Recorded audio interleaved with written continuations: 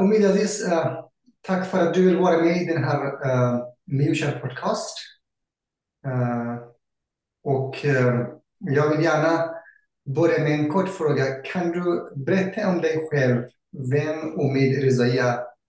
Absolut. Tack så mycket. Tack för inbjudan förresten. Kul att vara här. Mitt namn är Omid Reza. Jag bor i Sverige, Göteborg. 28 år gammal. Eh, Ursprungligen jag är från Afghanistan. Har bott här nu i 10-11 år. Eh, När kom du till Sverige? 15 maj 2014. 2014. Okej, så du kom innan den flyktingkris. Ja, precis. Okej. Precis. Eh, har du gått på SFI? Nej, faktiskt inte. Jag gick på... Jag läste svenska som andraspråk. Mm, Då läste jag några ämnen för att kunna komma till gymnasiet. okej. Så jag läste 1,5 år innan jag kom till gymnasiet. Okej, så du har gått via IM-program eller integrationsprogrammet? Exakt, i en programmet, ja. Okej. Vad har du läst på gymnasiet? Vad var På det? gymnasiet läste jag handel och administrationsprogrammet. Okej, häftigt. Var det 3 år? 3 år, precis. Kan du berätta din resa sen du kom till Sverige till att du fick studentexamen från gymnasiet? Vad var den här perioden, din resa, din upplevelse gällande kultur, språket, speciellt integration, som är väldigt hårt debatterat just nu? Mm. Eh, det hände allt möjligt, om jag ska berätta kort. Det var allting blandat. Ett nytt kultur, ett nytt land, ett nytt språk. Nya traditioner, nya kultur. Så allt var nytt för mig. Mm. Jag kommer ihåg när jag kom till Göteborg, eller när jag kom till Sverige så landade jag i Göteborg och för mig var det ungefär en månad nästan. Varje dag jag vaknade upp, jag tänkte okej, för jag vill inte lära mig språket, för Nej. jag tänkte det var för krångligt. Så varje gång jag vaknade upp, jag tänkte jag hoppas nu när jag vaknar så språket har ändrats och det har kommit till engelska. För jag vill ju lära mig engelska och jag kunde lite engelska. Så, men med tiden så efter en månad ungefär så märkte jag att nej, det går inte. Nu måste jag lära mig. Jag är här och jag vill lära mig språket. Eh, Jag började IM-programmet inför gymnasiet. Jag läste svenska som andra språk och några andra ämnen som engelska och matematik Ja. och andra kurser. Ehm, och det var en utmaning för mig faktiskt.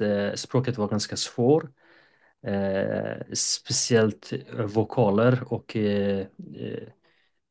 uttalning var jättesvårt för mig. För jag hamnade i Värmland och då pratade de Ja. värmländska och det är ännu ganska grovt dialekt.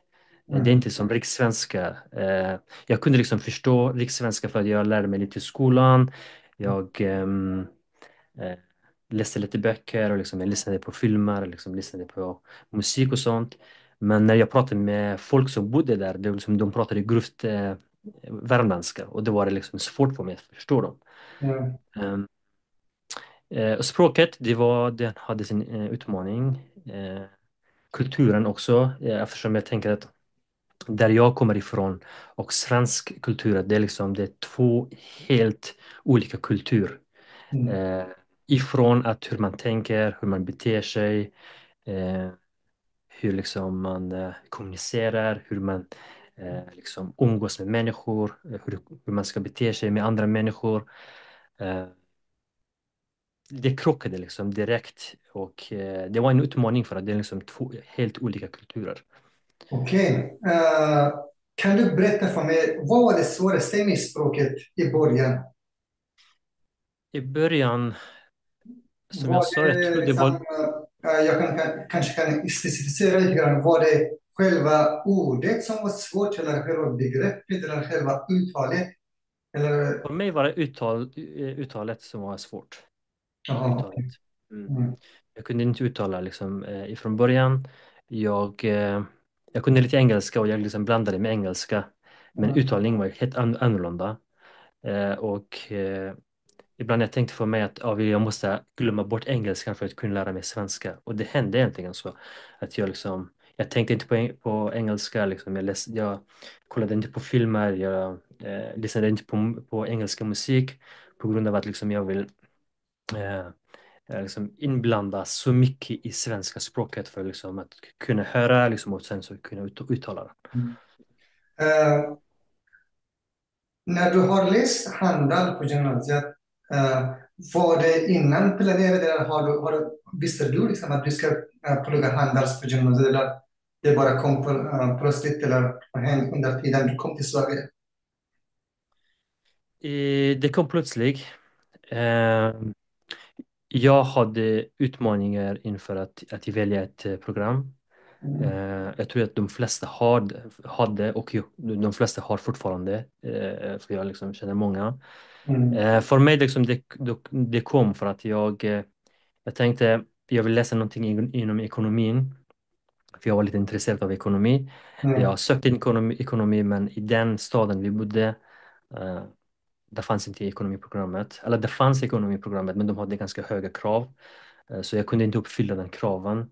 Ah, Eh, och sen så sökte jag i en annan stad utanför den staden vi bodde. Men jag kom in men jag liksom orkade inte pendla så jag körde på handelsprogrammet. Jag tänkte det ändå var ganska lätt för det var inte så mycket plugg. nej. Då kunde jag liksom jobba på sidan om. Så jag hade tid att liksom, jobba på sidan om.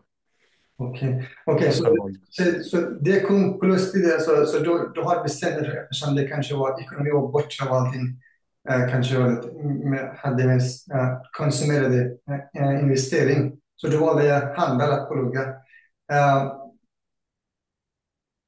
Hade precis. du liksom vänner under tiden du gick på handelsprogrammet? Eller har du hade du skaffat vänner under tiden du gick på handelsprogrammet? Svenska vänner?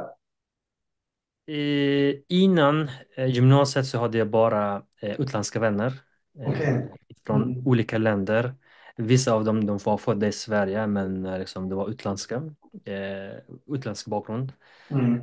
Men när jag gick gymnasiet så började jag liksom, jag träffa lite mer svenskar och sen skaffade mig svenska vänner. Okej. Om vi ska gå lite en steg framme. Vad har du läst på universitets? Eller vad har du läst klart? Eller är du fortfarande pluggar? Eller? Mm. Jag läste klart, jag läste ekonomiprogrammet, eller den heter industriell ekonomi, affärsingenjör inom BIK. Okej. Eh, Mm. så läste jag i 3 år, kandidat på Högskolan i Borås. Okej, 3 år. Vad var det som var bra med den här linjen som du har valt att plugga på i Borås högskolan? Industriell ekonomi. Eh, Som jag sa ifrån början att för mig var en utmaning att välja ett program på grund av att Mm. när man kommer till ett nytt land så vet man inte liksom vad som fungerar, hur man fungerar och Mm. vilket program man ska välja. Och oftast vi kan inte liksom lyssna på den här inre rösten. Mm. Oftast vi går efter vad som folk pratar om och vad som eh, man blir tipsat Mm. av studiehandledare eller liksom från vänner, vad som helst. Eh, Så det här har varit en utmaning för mig, för jag visste inte riktigt vad vill jag jobba med. Mm. Samma sak hände på gymnasiet också. Jag valde handel på grund av att jag tänkte om jag skulle vilja läsa vidare så kunde jag läsa till ekonomi. Mm. Men efter gymnasiet när jag tänkte okej, men nu liksom jag vill skaffa mig ett liv. Jag vill liksom börja leva. Jag vill börja skapa det livet jag vill ha. Men liksom jag började jobba direkt efter gymnasiet. Jag jobbade under gymnasiet också. Okej. Och, och sen när jag jobbade i 2 år efter gymnasiet, jag tänkte okej, men det här med den här inkomsten och det här jobbet jag har, det kommer inte leda mig till det livet jag vill leva. Nej. Och sen så tänkte jag okej, vad ska jag göra? Så vad vill jag jobba med? Vad vill jag plugga? Ska jag plugga vidare för att ha en bättre inkomst eller vad ska jag göra? Så det första man tänker inte liksom, man lyssnar inte på sig själv utan man lyssnar på vad arbetsmarknaden säger och Just, man ja. tänker okej, liksom, man tänker vad vänner säger, vad folk säger, vad samhället säger oftast. Och jag tror det där liksom blir lite fel. Det blev fel för mig i alla fall för att jag började industriell ekonomi och affärsingenjör inom bygg på grund av att jag vill eh, jobba genom bygg, jag vill liksom köpa fastigheter, liksom renovera och sälja dem. Det var det tanken, det var det som var tanken när jag började med affärsingenjör. Just det. Jag tänkte jag vill köpa liksom fastigheter, liksom kanske hus och renovera och liksom sälja och då liksom då jag kan komma närmare till det livet jag vill liksom skapa. För Mm. jag tror att alla har den här drömlivet i huvudet eller i hjärtat. Ja. Så och när jag gick på programmet så det var ganska intressant från början. Jag tänkte okej, men jag har kommit till universitet, vet jag Ja. pluggar. Liksom, det kändes liksom ändå helt okej. Men det var under coronatiden så vi hade liksom distans, vi hade online Ah, okej. kurser liksom de första månaderna.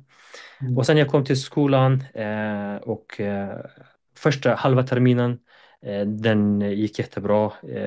Jag hade tufft men jag klarade mig. Mm. Men efter det liksom, jag började liksom tänka, okej, jag tänker mer på att vad är det jag vill, liksom, vad är det jag vill göra i framtiden? Vad är det liksom jag vill skapa? Vad är det jag vill eh, göra i framtiden? Vad är det jag vill skapa i framtiden? Mm. Eh, det var liksom den tanken, de tankarna kom när jag flyttade från Göteborg till Borås. Då liksom jag blev lite ensam, jag hade egen tid. Och det liksom, då tankarna de liksom började liksom utveckla, liksom, då började det liksom röra lite tankar i huvudet. Ehm, Din fråga var liksom vad var det som var bra med det här programmet? Då liksom jag gick lite det liksom första året i programmet jag tänkte okej, jag liksom började jobba liksom inom bygg. Jag började liksom sommarjobba som bygglogistiker. Och liksom jag tänkte, jag gick i olika, för jag jobbade åt eh, en vad heter den? En bemanningsföretag och de skickade oss till olika byggföretag för liksom att vi ska hjälpa till dem. Men under tiden liksom jag märkte att det är inte det jag vill jobba egentligen. Det är inte det liksom jag vill göra i framtiden. Och vad som var bra med det här programmet var liksom att vi pluggade ganska brett. Vi pluggade från liksom inköp, logistik, planerare, liksom, vi kunde ledarskap, Excel. Liksom, vi pluggade ganska många olika ämnen. Mm. Eh, Men vi blev inte något specialiserat till något av de Okej. här liksom, ja, delar. Så det var mest generellt ni pluggade i början liksom, Mm. på programmet. Ja, exakt. Men Mm. det som jag fick med mig var liksom att det som det här programmet gav mig egentligen var att jag började tänka om. Jag började tänka om på mitt liv. Mm. Eh, och det var inte liksom det här själva programmet utan den här tiden jag fick för mig själv gör det att liksom jag vill ta mitt liv och liksom mina värderingar och mina liksom, hobby eller det liksom jag älskar att göra. Jag tog den här seriöst. Och Mm. det ledde mig till helt andra saker. Men det var många kurser som var egentligen bra i det programmet som jag läste. Mm. Och jag tror inte jag kommer jobba med den i framtiden. Ja. Men jag tog med mig jättemycket av olika delar av hur en byggprocess fungerar, hur liksom en ledarskap fungerar och hur produktion fungerar. För liksom vi läste i olika kurser inom produktion och Mm. som sagt. Så du har inte ångrat dig av att läsa det här programmet, om jag säger så? Både ja och nej. Aha, okej. Ja, på grund av att om jag hade jag läste 3 år. Om Mm. jag hade lagt den tiden och liksom lagt på någonting som jag verkligen vill jobba med, då hade jag liksom kommit mycket längre. Mm. Och det hade varit mycket roligare för mig liksom. Mm. Men jag skulle inte ångra mig. Jag ångrar mig inte på grund av att det kanske var liksom det behövdes för att det ska leda till att jag ska utforska mig själv Mm. och vad jag vill göra i framtiden. Förstår du? Så Ja, det ledde till att jag liksom vill liksom tänka på mina, liksom, på mina, vad är det viktigt för mig? ja, okej. Ja. Eh, så både ja och nej. Mm. Väldigt bra förklaring. Vi återkommer till vad du gör nu. Jag har varit på din hemsida och googlat lite grann. Så det kanske vi får ta reda på lite senare i programmet. Eh, när, om vi går back från när du kom till Sverige och din resa har, enligt vad jag har fått höra av dig, ser väl bra ut. Du har pluggat, du jobbade alltid vid sidan av. Um, Har du hört någonting i början av din resa, någonting om integration? Eller var det din lärare, eller i skolan, eller på gymnasiet, eller på någonstans? Har du hört begreppet integration, eller det kom bara? Eh, begreppet integrationen hade jag inte hört faktiskt på många, många år. Eh, Aha. eh, men nu när jag tänker efter, liksom, det hade liksom, jag kan liksom, jag kommer ihåg vissa situationer som kan betyda, du vet, integration och att integrera liksom, sig i svenska samhället. Men jag hade inte hört begreppet integration. Nej. Men vad var det, när var det första gången du hörde begreppet integration? Att okej, nu ska invandrare ska integrera i det svenska samhället. De ska jobba, de ska plugga, de ska absolut bidra in till samhället. När var det första gången du har liksom, blivit nyfiken och på något sätt granskat det här begreppet? Det skulle jag faktiskt säga. Jag kommer inte ihåg exakt tiden, men det skulle jag säga de senaste åren har det Mm. blivit det. Men omedvetet har jag alltid liksom tänkt på att "Okej, men jag vill komma i svenska samhället. Det Mm. var liksom därför jag lärde mig liksom språket. Det var en utmaning för mig. Ja. En riktig utmaning som varje dag jag vaknade jag tänkte okej, men jag vill inte lära mig svenska språket för att jag vill lära mig engelska. Så, Ja.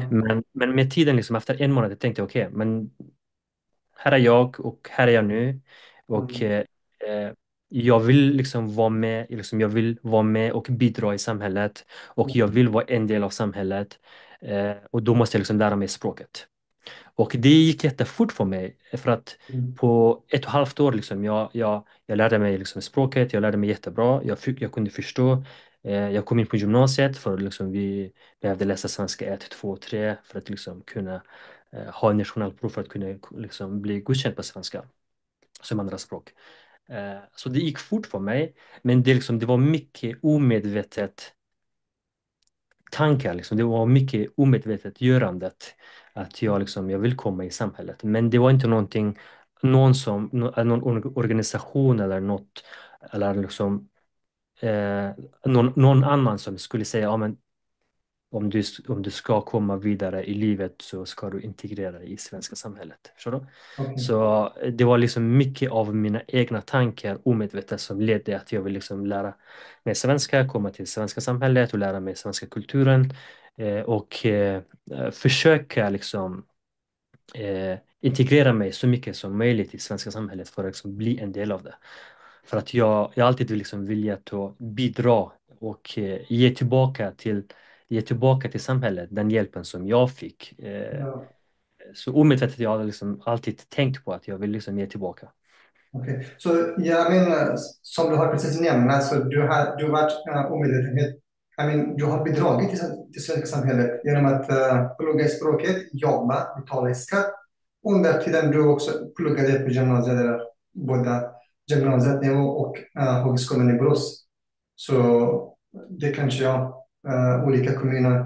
Du har hamnat i Värmland, eller vad var det du har hamnat I i? Värmland, Arvika. Mm. Jag har varit där, jag har jobbat där i Värmland. Sommaren Nice. 2014. Ja, okej, okej, Ja, okej. jag var i Stöllet. Vet du, det var en liten by. Stöllet kallades. Det finns en stor företag som Vildmark.se. Han ägs av Anders Junlar och Ingmarie Junlar. De driver företaget. Så jag har lite minne av Värmland. Det var varmt, men det är inte så mycket folk där inne. Ja, sure. Eh, När du tänker om begreppet integration, vad kommer till i dina tankar? Liksom, är integration eh, en ensidig väg eller är det en ömsesidig väg att det är någonting att man, både invandrare och den här landet som man kommer in har ansvar att samarbeta med varandra för att integrera folket som kommer in till landet? Eller är det bara vårt ansvar som kommer från Afghanistan och andra länder? Mm. En väldigt bra fråga, måste jag säga. Eh, det är absolut, liksom, allting är från båda sidor. Mm, Liksom, vi har en uttryck som säger att en hand, det låter inte. Liksom. Så mm, det måste mm, liksom, två händer det ska liksom träffa det för att det ska skapa en ljud. mm, Och jag tror det gäller liksom samma när det kommer in i integrationen. Eh, men jag tänker att du vet, när du kommer från ett kultur som är helt olika från svenska kulturet, ja, så du behöver en vägledning för att du ska kunna förstå kulturen och att du ska liksom känna dig välkommen i kulturen för att du ska kunna integrera dig i den kulturen och mm, för att du ska bli motiverad, för att du ska eh, liksom ha viljan för att bli integrerad. Förstår du? Jag tänker liksom att om jag kommer en gäst hemma hos dig mm, så kanske, liksom, det är klart att jag ska liksom vara artig, jag ska respektera liksom dina regler hemma hos dig. mm, Men i första hand tänker jag att hur jag känner mig när jag kommer till dig. Jag känner mig jag är välkommen. Då liksom blir jag motiverad. Jag vill ge tillbaka. Jag vill göra så gott som möjligt för dig för att mm. du ska, för att du har gett mig. Förstår du? Ja, för att vi ska skapa en relation med varandra. Ja, för att vi ska båda ge och få, bara för att vi ska Mm, integrera, för att vi ska kunna um, lära känna varandra, för att vi ska kunna förstå varandra, för att vi ska mm, kunna utbyta. Utbyten kan vara liksom språket, det kan vara kulturen, det kan vara liksom informationen, det kan vara vad som helst. ja, Och det händer oftast när man känner sig välkommen, när man känner sig bekväm. Eh, och eh, och absolut, det finns många sättet som gör den lättare för att folk ska integrera. Alltså i Sverige, speciellt utlänningar som kommer till Sverige. Det kan vara språket, det kan vara ser vi olika möjligheter som till exempel språkcafé eller eh, såna platser som gör att man kan dra dit och kunna uttrycka sig och förstå och ta till sig det här språket och olika eh, kulturen och det här. eh, det krävs många olika saker. Det kan vara språket, det kan vara den här möjligheten och det kan vara viljan att göra det. Men, men framför allt tänker jag det som är viktigast egentligen som kan att folk ska kunna integrera sig, det är hur folk känner sig i samhället. mm, Och den här känslan, det är vad vi har för bilder eller vad vi tänker om folk. Vad jag tänker om svenskar och vad svenskar tänker om mig och vad utlänningar tänker om svenskar och vad svenskar tänker om utlänningar. Förstår du? För att ja, om det finns en missförstånd, om det finns negativa tankar, mm, negativa bilder, eh, alltså någonting och, en negativ relation till varandra och de kommer inte integrera nej, med varandra. med Mm, varandra. Förstår du? mm, Så, så att det viktigaste är att hur man känner, vad man har för känsla och hur man förstår varandra. Vad är hur kan man ha förståelse för varandra?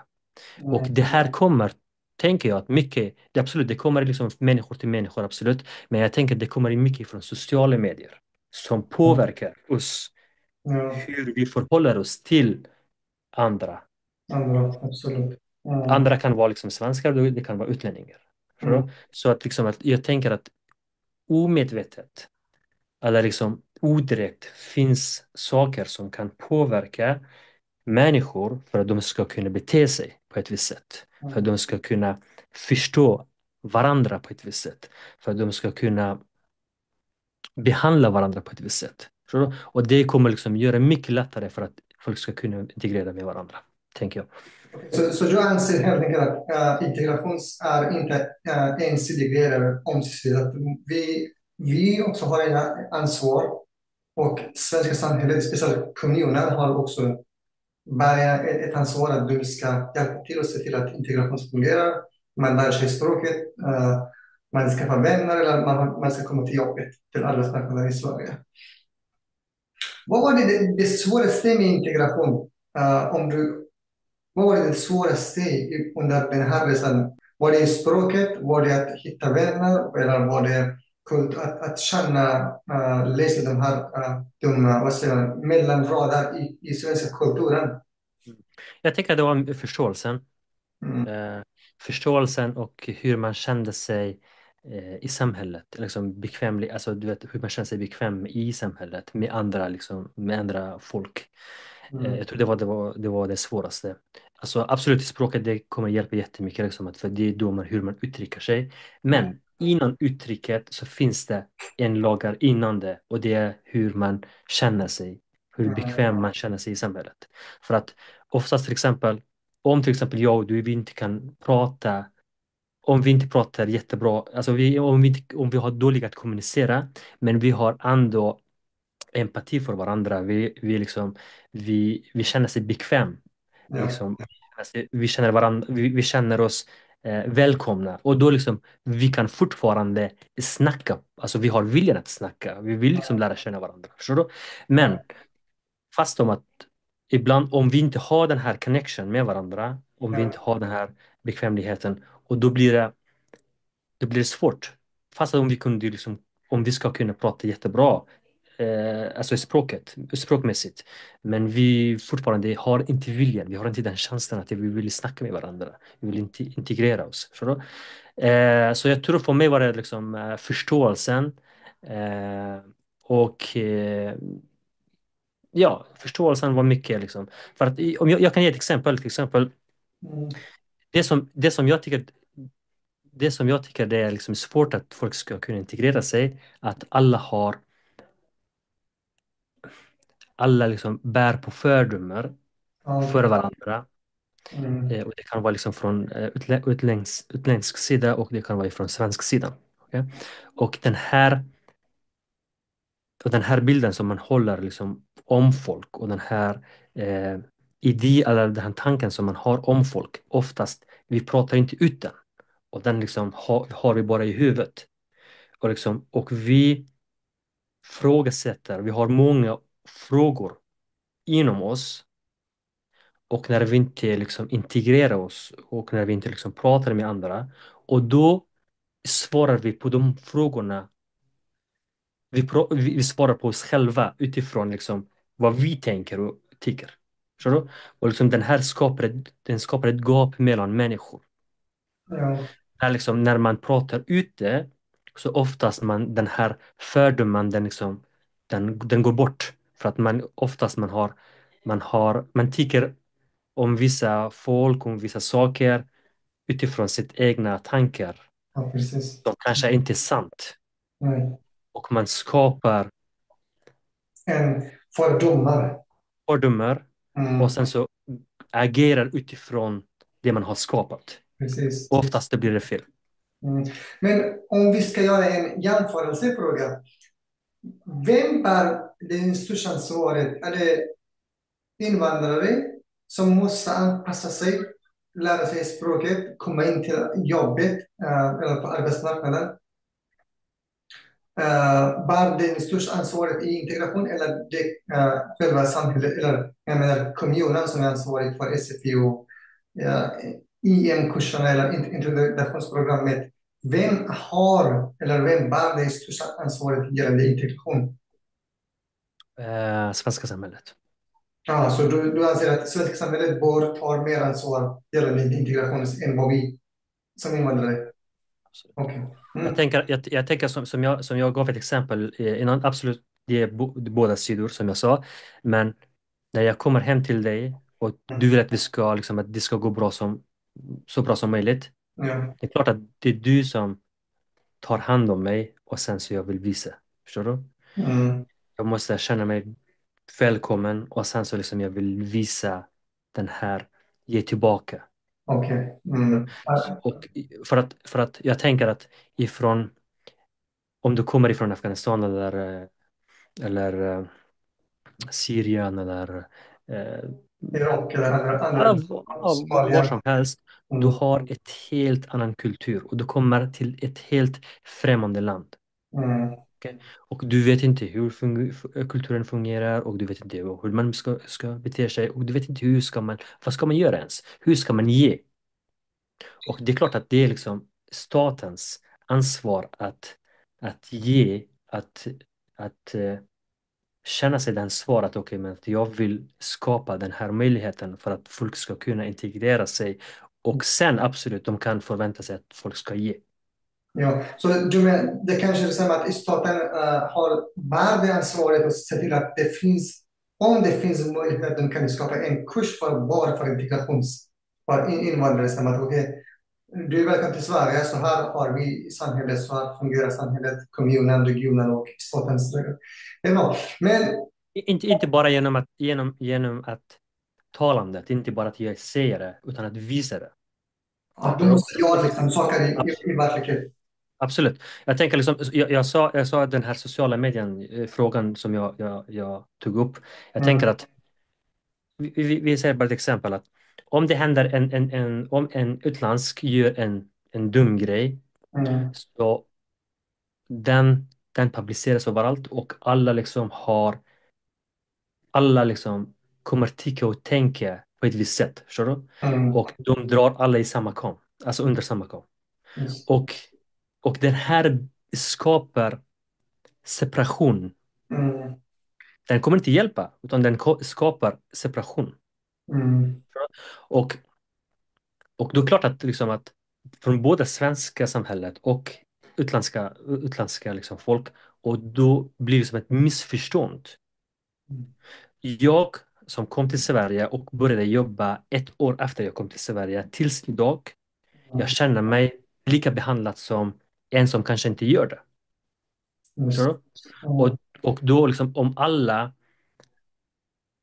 ser på utländska som om till exempel om en person gör fel och liksom alla ser alla utlänningar som den personen och det är orättvist mot mig och det är ja, orättvist mot många andra och den skapar en separation och, och det kommer inte leda till liksom att folk vill integrera sig. För att man skapar, man, alla får liksom olika fördomar, alla liksom får olika liksom negativa tankar.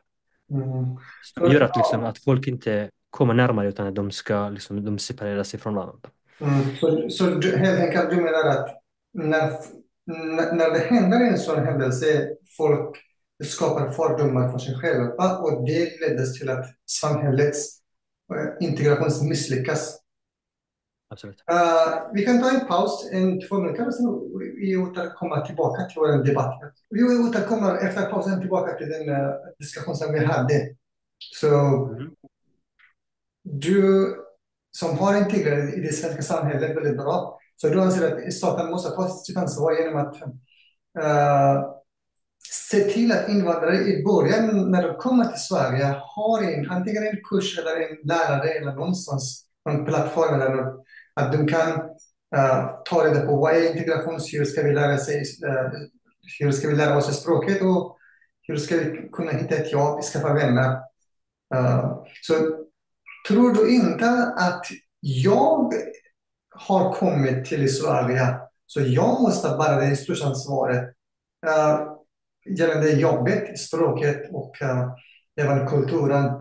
Så jag måste liksom kämpa på att hitta vänner, att lära mig språket, att hitta ett jobb. Eller är det bara liksom 50-50? Mm. Jag sa att det svenska samhället har störst ansvar på grund av att, Mm. enligt mig i alla fall, det är på grund av att folk som kommer här ny, de flesta av dem, inte alla, de flesta av dem har ingen aning. Mm. Liksom, de vet inte om Sverige, de vet inte om deras kultur och de vet inte hur de ska bete sig, vilka vägar de ska ta, vad finns det för möjligheter och hur de kan ta sig till nästa nivå. Jag tänker att alla som kommer hit, de kommer för att de flesta i alla fall, de har ett mål att de vill liksom leva ett bättre liv. Och Mm. de vet inte hur de ska skapa det här livet som de är ute efter. Mm. Och om de får rätt hjälp från början så kommer det underlättar jättemycket och det kommer hjälpa dem jättemycket att verkligen kunna integrera sig i svenska samhället och sen börja liksom eh, skapa det livet de är ute efter och bidra i samhället. Så det är därför liksom jag absolut båda har ansvar, men staten och svenska samhället har störst ansvar för att ge dem den här möjligheten för att de ska komma in i samhället. Mm. Ja, det är en bra poäng, för att under tiden jag skrev min masteruppsats, då fick jag ta reda på ett program i Switzerland. De gjorde 2018 att de invandrare som kom till Switzerland, genom bara några veckor, de hade anställt väldigt många personal att värdera deras erfarenheter, vilka jobb har de haft innan, vilken utbildning har de haft innan, hur hög utbildning har de, eller hur, sådana grejer. Och sen till sist fick de reda på att okej, X har den här utbildningen, Y har den här erfarenheten, så vi måste placera dem baserat på deras tidigare erfarenhet och utbildning. Sen efter 2 år, 80% av de invandrare som kom till Switzerland, de kunde språket väldigt väl. De har skaffat jobb, de har kommit in till arbetsmarknaden, de har hittat väldigt många vänner i Switzerland. Det är också en väldigt bra perspektiv att kolla på. Absolut. Men om vi ska gå vidare. Jag har googlat på Instagram och har tagit reda på att du jobbar med mind och coaching. Kan du berätta vad är det för någonting? Varifrån den här idén kommer? För att du har läst industriell ekonomi och affärsingenjör. Eh, Det är egentligen därför jag är tacksam över industriell ekonomin på grund av att den gav mig möjligheten att liksom jag ska utforska mig själv. Mm. Som du sa jättebra att i Switzerland så de placerade de utlänningar på grund av utifrån deras kompetens och deras tidigare erfarenhet för att du skulle kunna komma mycket snabbare i samhället och göra verkligen det de gillar och liksom verkligen utvecklas i deras roll och det de gör. Mm. För mig till exempel när jag kom till Sverige, jag kände också den här hinder av att jag inte kunde göra det jag vill göra för att du vet, inte bara jag, alla de jag känner, liksom, de kommer med full energi, de kommer liksom, de vill att jag vill skapa det här livet, jag liksom vill leva, jag kommer ifrån kriget eller fattigdom, eller vilket problem som helst. De kommer hit och de vill liksom, de är hungriga, de vill skapa ett liv de drömmer om. Mm. Eh, och det hände samma sak för mig, du vet, när jag gick gymnasiet, jag kände mig hinder, innan gymnasiet jag kände mig hinder och jag har alltid liksom velat göra någonting på sidan av min skola på grund av att jag vill leva ett bättre liv, eller Mm. skapa ett liv jag var ute efter. Och därför jag har alltid jobbat. Samtidigt när efter gymnasiet, jag jobbade i 2 år, därför jag beslutade mig att jag vill liksom plugga till universitet på grund av att jag kunde inte se andra möjligheter. Och det här programmet som gav mig möjligheten eller industriell ekonomin, affärsingenjör, den gav mig möjligheten att jag vill liksom gå lite djupare in på mig själv. Okej, vad är det jag är ute efter? Vad är det jag vill skapa? Hur jag kan bidra till samhället? Hur kan jag liksom ha en nytta, ge en service, ge en nytta till folk? Hur jag kan vara en nytta till det samhället jag lever i och till de människor jag känner mig lite ansvar för. Och det här ledde mig till att eh, av mina begränsningar som jag hade innan och allt de här jag kände att okej, jag visste inte vad jag vill och det är inte bara jag, det är jättemånga som har problem med att de vet inte vad de vill i livet, vad de vill liksom, hur den här kreativiteten de har inom sig, de vet inte hur de ska ge den ut, att den ska komma till nytta, att den ska komma till eh, att göra samhället till ett bättre samhälle. Du bidrar tillbaka till samhället. Bidra, Ja. exakt, bidra till samhället och lyfta upp samhället och liksom och göra den här världen till ett bättre värld. Mm. Så jag presenterades till en kurs. Jag köpte en kurs, en ganska dyr kurs då, eh, hos Bob Proctor. Han är en författare och mindset coach inom personlig utveckling i USA. Så jag köpte hans kurs och gick den i 6 månader under tiden som jag gick högskolan eller universitet. Och sen efter det liksom, jag började lära känna mig själv och liksom ha någon aning vad jag har liksom för kapacitet, vad jag är kapabel till att göra och, och vad jag vill göra. Liksom att de här tankarna den började liksom växa genom mig. Och sen efter det så jag köpte en till kurs hos en kille som heter Tigran Unjanyan i Sverige. Han är också en mindset coach. Ett års kurs. Och när jag gick ganska djupt in i den här personlig utveckling och människans kapacitet och genom lite universella lager så liksom, och sen så började det så att okej, nu jag kände att nu vet jag att jag vet ingenting. Mm. Okej? Jag kände att det finns många viktiga saker, kunskap, eh, eh, vi behöver för att, liksom, för att vi ska komma, verkligen för att vi ska kunna använda våra fulla potential. Eh, eh, och därför jag liksom började liksom engagera mig lite mer i personlig utveckling, mål och målsättning och hur vi ska kunna liksom leda oss själva och använda oss själva och våra potential mer och mer för att göra samhället till ett bättre samhälle. Okej. Ja, det var väl en fantastiskt bra resa att du har genom Industrial Economy har kommit till Mindset Coaching.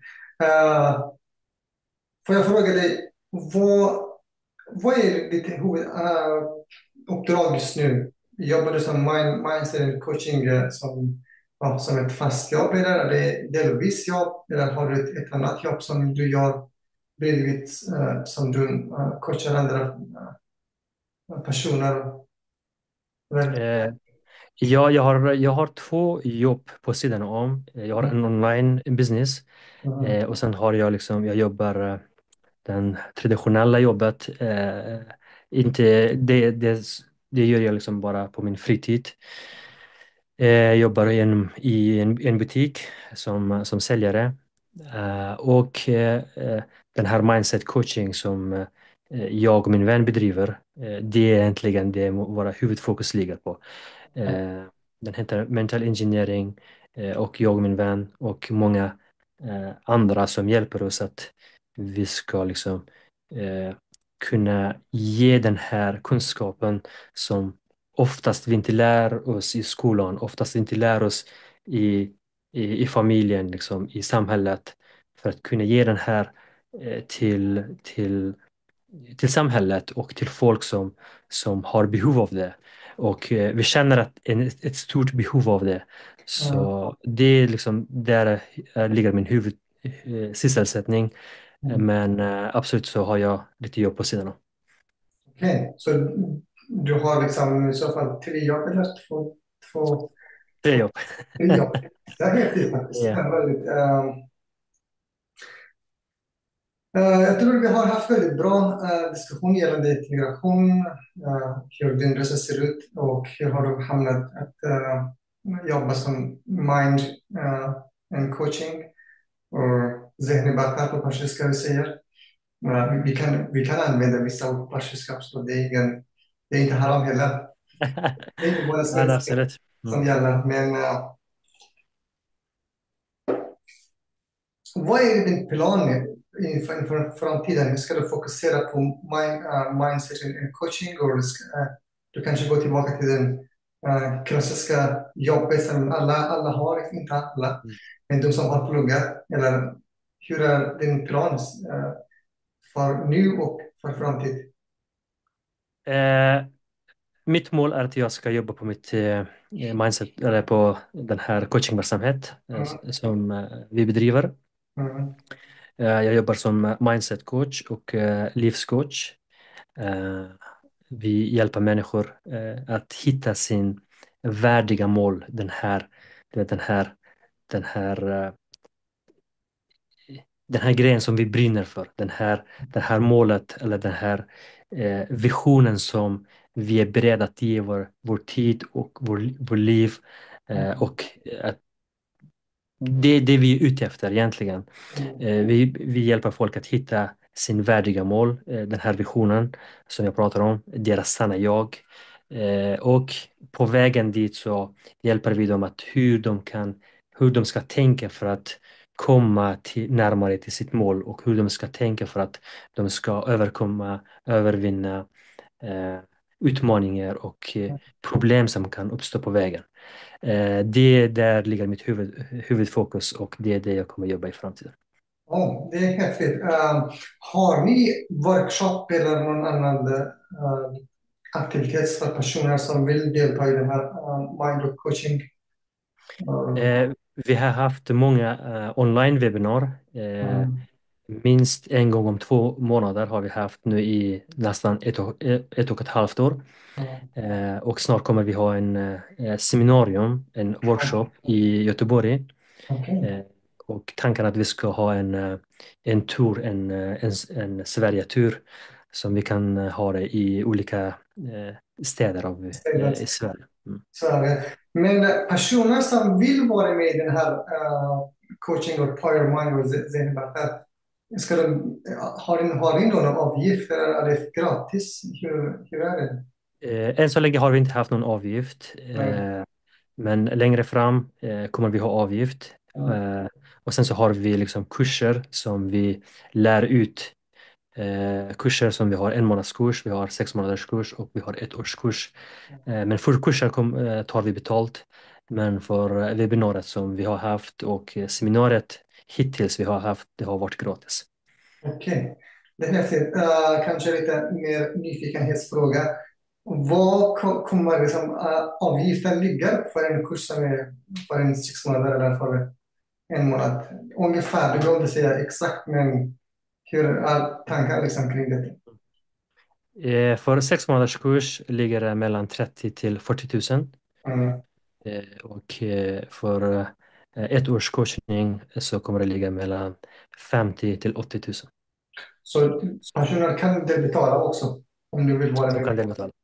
Det är bra. Absolut. Är det via Klarna eller via QD? Det finns massa olika nätverk. Eh, Det finns olika. Det Okej. finns olika sätt. Mm.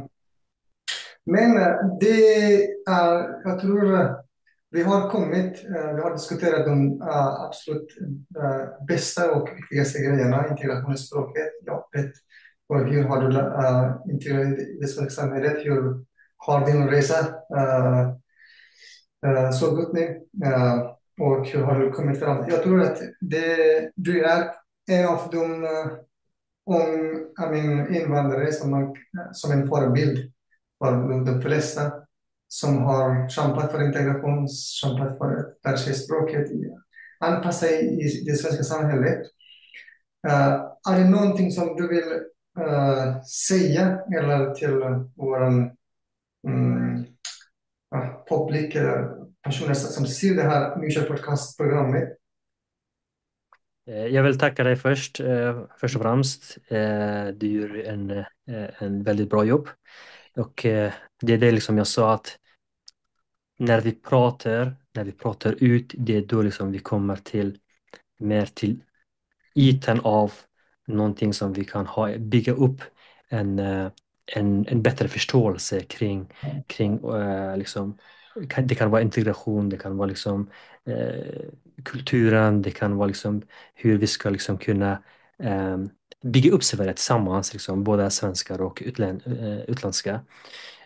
Och det är därför liksom, det är jätteviktigt att man pratar ute och tack vare dig att du är en del av det och försöker göra det jobbet. Eh, de som lyssnar på oss skulle jag faktiskt säga mm, ett ord bara. Eh, Följ din dröm. Följ, lyssna på dig och följ det. Då kommer det rätt och då kommer det lyckas. Och då Eh, kommer du ha roligt. Jag håller med dig, absolut. Det ska man göra. Och man måste, om man vill ha en bättre liv i det svenska samhället eller vart man befinner sig i framtiden. Tack så hemskt mycket. Jag ser fram emot att ha kanske mer och mer avsnitt med dig med Mission Podcast. Så jag tackar dig för idag, för din tid och för din insats. Absolut. Tack så mycket själv.